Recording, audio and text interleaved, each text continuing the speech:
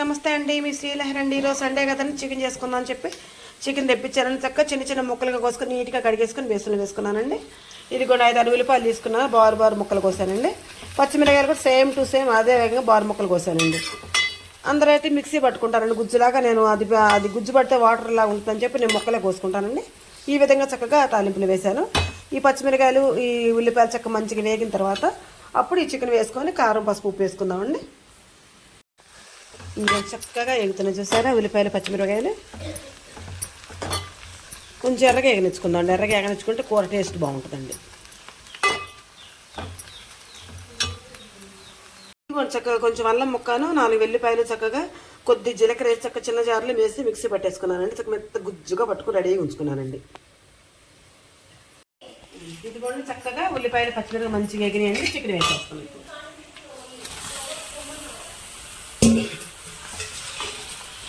చక్కగా దీన్ని కొంచెం తిప్పిన తర్వాత పసుపును ఉప్పు వేసుకుందామండి ముందు. తర్వాత కారం వేసుకుందామండి. కొంతమంది అయితే చక్కగా పసుపు ఉప్పు కారం కలిపేసుకొని ఉల్లిపాయలు మిక్సీ పట్టి వేసుకున్న గుజ్జులో చక్కగా ఆ ముక్కలు వేసేసుకొని ఇది చేసుకుంటారండి. ముందు కలిపి పెట్టుకుంటారండి. పసుపు సాల్ట్ కారం కలుపుకుంటాను. నేను అట్లా అసలు కలపనండి ఎప్పుడైనా సరే. నేను ఏంటంటే కూర వేసిన తర్వాత అప్పుడు పసుపు ఉప్పు కారం వేసుకుంటానండి. ఫస్ట్గా చక్కగా కొద్దిగా పసుపు వేద్దామండి. సరిపడ పసుపు వేసుకున్నాను. కొంచెం పసుపు మరింత వాడుకుంటానంటే అండి కాళ్ళ తీపులు ఉంటాను మా వాళ్ళకి. మా అత్తయ్య గారు చెప్పేవారండి. ఇది కొంచెం సాల్ట్ కూడా వేస్తున్నానండి. చక్కగా సాల్ట్ పసుపు వేసుకున్నాం కదండి. కూర చక్కగా మగ్గుతుందండి. వాటర్ బయటకు వచ్చిన తర్వాత అప్పుడు మనం కారం వేసుకోవటం అవి చేసుకుందామండి.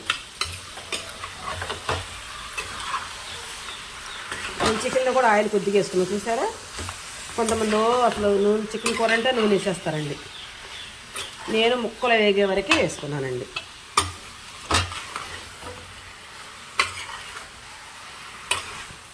బాగా ఎక్కువ మంట కాకుండా కొద్ది మంట మీద చేసుకున్నాం కూరని, మంచిగా ఉంటుంది.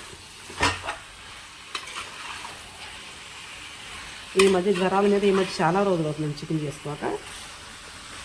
పిల్లలు గొడవడానికి ఈరోజు తెప్పించాను. ఇది కూడా ఒక పావు గంట సేపు దీన్ని ఇట్లా మగ్గనిచ్చుకుందాం. మూత బోర్డు పెట్టేసుకునేలాగా ఒక పావు గంట సేపు మగ్గనిచ్చుకుందాం. దానికి ముక్క చక్కగా ఈ విధంగా చక్కగా ఎగేసుకున్నాం అనుకోండి. ఉప్పు అంతా చక్కగా ముక్కలు నిండా పడుతుంది. అట్లా ఎగనిచ్చుకుందాం కూర మనం మగ్గనిద్దాం. చక్కగా సాల్ట్ పసుపు వేసాం కదండి. వాటర్ దిగుతూ ఉన్నాయి. చక్కగా ఇట్లా వాటర్ బయటకు వచ్చేసి ఉడుకుంటాం. తర్వాత కొంచెం కారం వేసుకుందాం. మనం కొద్దిగా ఉడికించిన తర్వాత కారం వేద్దాం. ఇది కొంచెం చక్కగా వాటర్ బయటకు వచ్చింది కదండి. పసుపు ఉప్పు వేసిన తర్వాత కొంచెం కారం వేస్తాండి. ఒక చెంచా పచ్చిమిరపకాయలు లెక్క వేసాను కదండి. కొంచెం కారం వేస్తున్నా. కొంచెం 2-3 నిమిషాలు కొంచెం కారంతో ఇది అమరుద్దాం. కట్టలు ఇచ్చింది సారీ చిన్న పైన చేయలేదమ్మా. చక్కగా ఈ విధంగా వాటర్ ఉడికాక అప్పుడు ఇది మగ్గిపోయిన తర్వాత అప్పుడు పోసుకుందాం. కాస్త నీళ్ళు పోసుకుంటే అప్పుడు ఉడుకుద్ది కూర. ఇప్పుడు ఏంటంటే మనం కొంచెం ఈ వాటర్ నుంచి ఇది చేస్తూ ఉంటే చిన్న కొంచెం ఉప్పు పసుపు కారం ముక్కలకు పడద్దు అనమాట. ఓకే,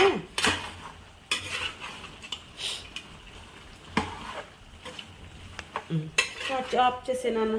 ఉడుకుతా ఉంది కదండి. కొంచెం అల్లం వెల్లుల్లి పేస్ట్ పట్టాను కదా, కొద్దిగా వేసేసి చక్కగా కూర అంతా ఇది అయ్యేటట్టు చక్కగా ఈ పచ్చి వాసన బాటానికి ముందు కాసేపు దీంతో పాటు దీన్ని కూడా ఇది వండుతామండి. చేయగలుగుతాం చక్కగా దాన్ని పైకి కిందకలా తిప్పేసుకుంటే చక్కగా ఈ పచ్చి వాసన కూడా దీనికి కూడా అల్లం వెల్లుల్లికి కూడా పచ్చి వాసన ఉండదు.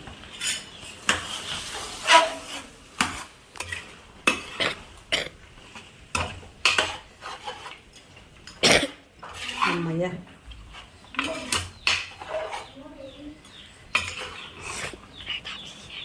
ఉడకనియాలి కదమ్మా. కొంచెంసేపు ఆగాలి, పావు గంటసేపు అయినా. ఇట్లా ఉడకనిచ్చుకుందాం ఫస్ట్గా అండి. ఉడకనిచ్చిన తర్వాత చూద్దాం ఈ సంగతి. ఓకే, కాసేపు ఉడకనిచ్చుకుందాం. మూత పెట్టేస్తాను.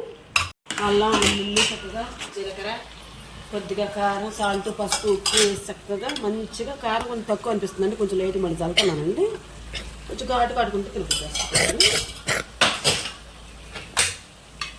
చిన్న బాయిలర్ కాబట్టి వాటర్ కూడా అవసరం ఉండదండి. దీనికి బాగా ఉడికిపోయిన తర్వాత అప్పుడు కొంచెం మనం ధనియాలు కూడా వేసుకున్నాం. గరం మసాలాలు పక్క తినకూడదు అన్నారు కదండి. ఏ పిల్లలు అందరూ తింటున్నారు ఇలా పక్కనని చెప్పి తెప్పించానండి ఈరోజు.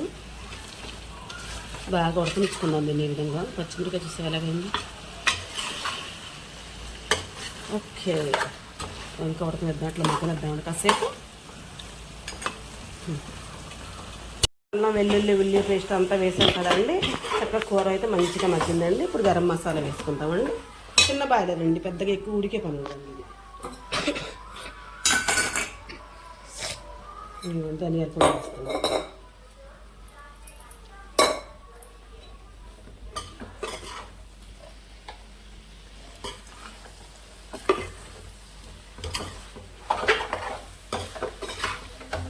ఒక 5 నిమిషాలు ఉంచేసుకుందాం అండి. ఇంక ఇట్లా చక్క ముక్క మట్టి మెత్తగా ఉడికిందండి. ముందుగా మనం సాల్ట్ను పసుపు వేసి కొంచెం వాటర్ వచ్చిన దాకా ఇచ్చేసాం కదండి. అందుకని ఆ వాటర్తోనే కూర ఉడికిపోయిందండి. చూసారండి, మీకు నచ్చిందండి నేను చేసే విధానం? మీకు నచ్చితే నాకు ఒక లైక్ ఇవ్వండి. Please subscribe.